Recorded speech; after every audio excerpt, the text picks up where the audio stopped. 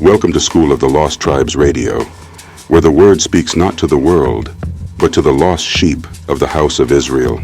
Clarity helps generate the lessons needed to seal the chosen before the destruction. Students, before we do anything else today, I need you to understand that Deuteronomy 28:64-68 cannot be ignored. Yahweh already told the children of Jacob that because of disobedience, he would scatter them among all nations, take them out of their own land, strip them of rest, fill their minds with fear, and even send them back into a house of bondage condition. This is not a general message to the whole world. It is a covenant warning spoken to a specific people. When Yeshua says, "He who has an ear, let him hear what the Spirit says to the churches," he is calling the true descendants of Israel to wake up and recognize that their history of captivity, loss of language, loss of land, and broken covenant was all announced beforehand. Today, as we look at Deuteronomy 28:64-68, I want you to listen not just with your ears, but with your identity. As a people, Yahweh warned, corrected, and is still calling back to himself.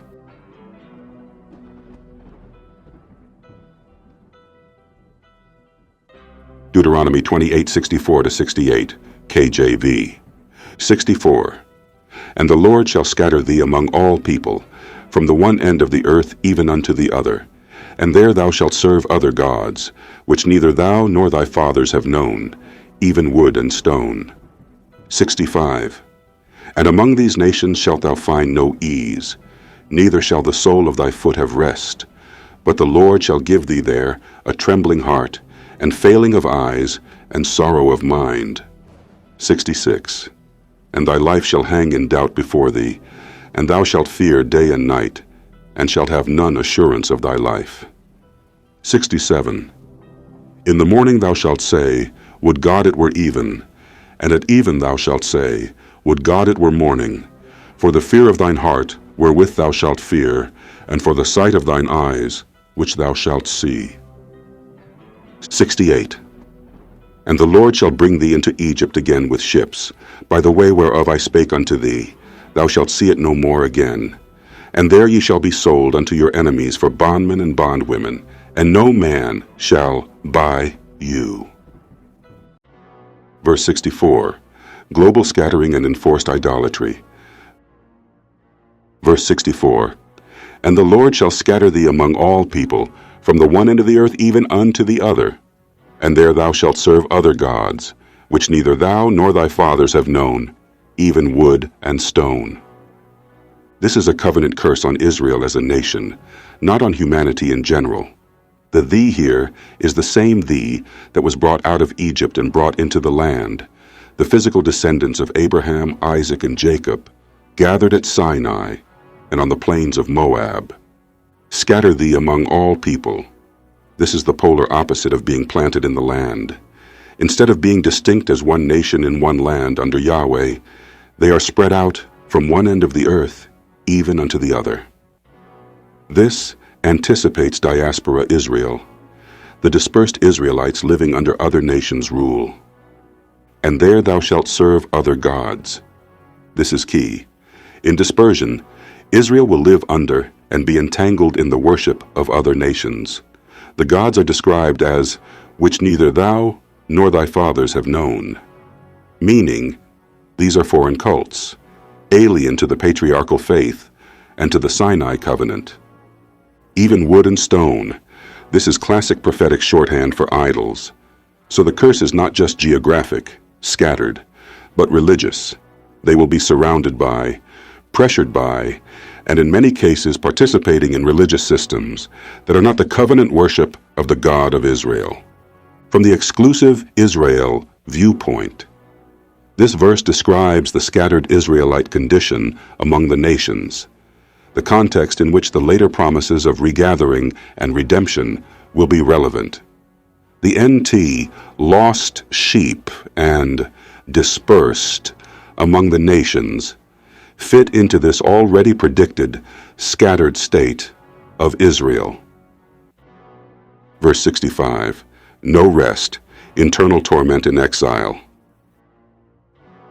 And among these nations shalt thou find no ease, neither shall the sole of thy foot have rest. But the Lord shall give thee there a trembling heart, and failing of eyes, and sorrow of mind. This moves from where Israel will be, among the nations, to how they will experience life there. Among these nations shalt thou find no ease, no rest. Even though Israel will live in other lands, they will not experience the true rest that was promised in their own land. Yesef, Deuteronomy, Joshua. The land was meant to be their place of rest. Exile is a life of constant unease, insecurity, dependence on foreign powers. The Lord shall give thee there a trembling heart. Note, this condition is explicitly said to be from the Lord, not just bad luck. It is covenant judgment. A trembling heart equals ongoing fear, anxiety, instability. Failing of eyes, often understood as eyes longing, looking in vain for deliverance or peace, expectation that never comes. It pictures Israel looking but not seeing the promised relief. And sorrow of mind, deep inner anguish, mental and emotional affliction.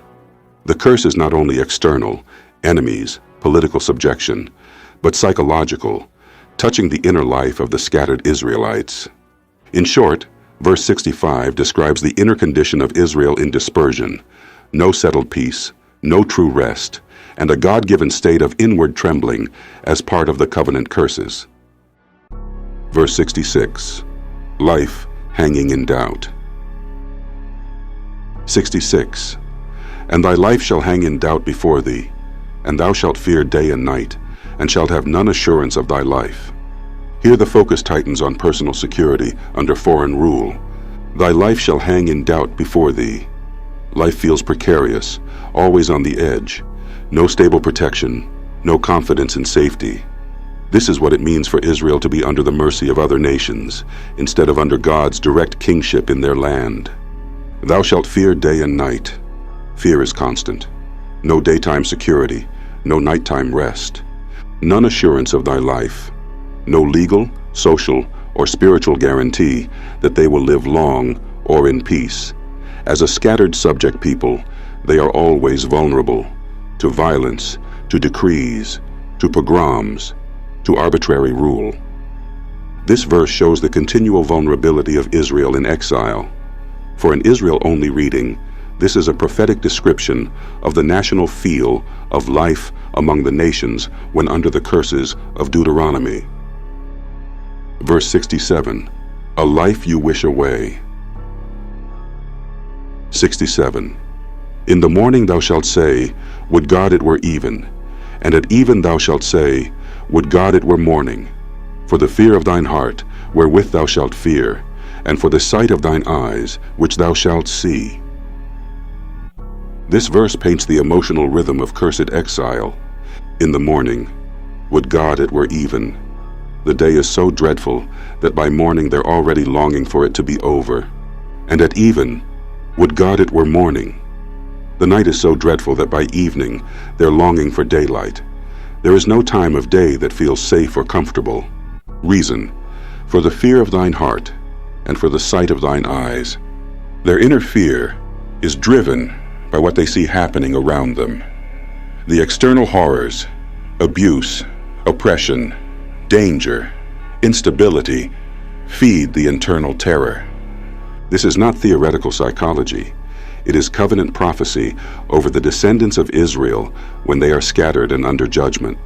Morning and evening, the whole daily cycle becomes a cycle of dread.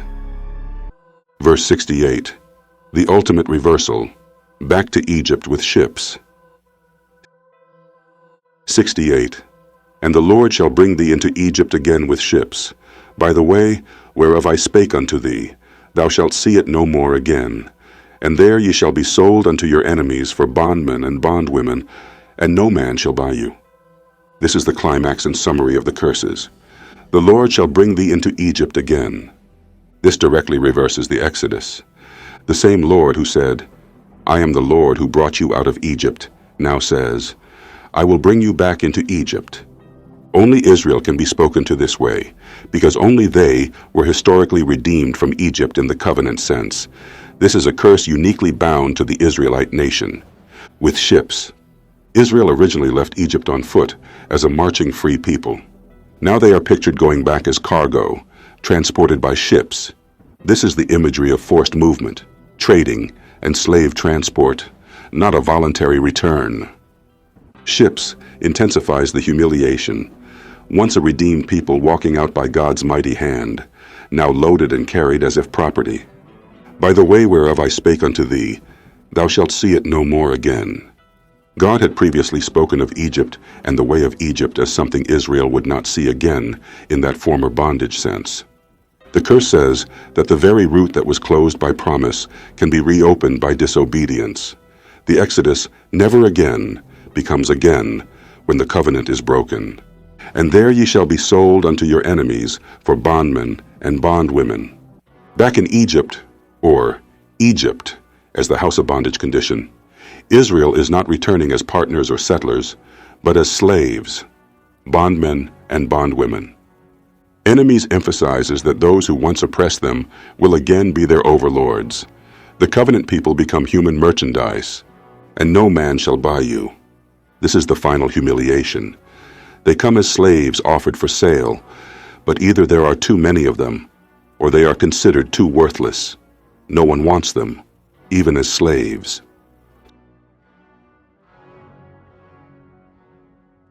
But the plain commercial language supports the image of slaves, so devalued that the market has no use for them. So the nation that was once redeemed, bought out by God, now finds itself unbought, unwanted in the slave market of the nations. In terms of covenant structure, Exodus 6:6-8, God brings Israel out of Egypt, takes them as his people, and brings them into the land. Deuteronomy 28:64-68. Because of disobedience, God scatters them from the land, places them under foreign gods and nations, fills their lives with fear and sorrow, and finally threatens to undo the Exodus by returning them to an Egypt-like bondage. From the Israel-only perspective, this is not universal theology. It is the specific covenant history and destiny of the children of Israel. The later prophetic and New Testament talk of scattered Israel, the lost sheep of the house of Israel. The promise of redemption and regathering all sit on top of this background. Israel under Deuteronomy 28 curses, awaiting a new act of God that would be, effectively, an Exodus reversed again, from dispersion, fear, and Egypt again with ships, back to being God's people in his land and under his rule.